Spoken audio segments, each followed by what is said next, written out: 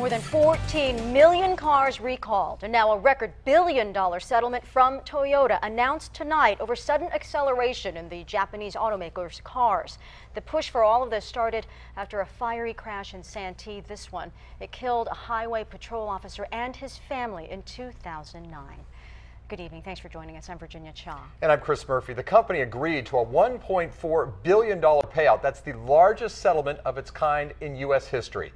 10 News reporter Dan Haggerty joining us now with how Officer Mark Saylor and his family's case affected today's historic settlement. Dan? Yeah, that's right, Chris. 3 years after that crash that scared basically everyone who owned a Toyota, the automaker has settled, estimated to be between $1.2 and $1.4 billion.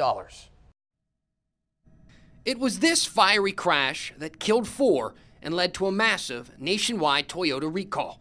Inside the car was off-duty CHP officer Mark Saylor, his wife, teenage daughter, and brother-in-law Chris Lastrella, who dialed 911 when they couldn't get their loaner Lexus to slow down as it approached the end of the 125 freeway in Santee. Okay, northbound 125, where are you passing? We're going to 120 Mission Gorge. We're in trouble. There's no brakes. Okay. Gorge and freeway half-mile. After the crash, Toyota blamed gas pedals getting stuck under floor mats, spent millions hiring NASA to test its electrical systems, and settled with the Saylor and Lastrella families on a national stage. We don't want another person, another family to suffer like we are suffering.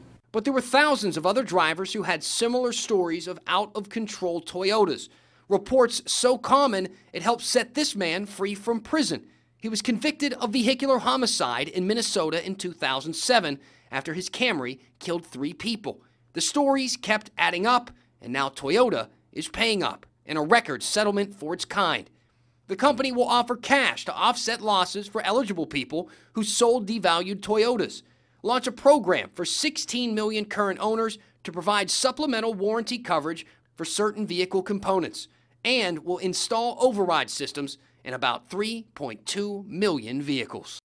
And the settlement now awaits approval from a federal judge here in California. I'm Dan Haggerty, 10 News.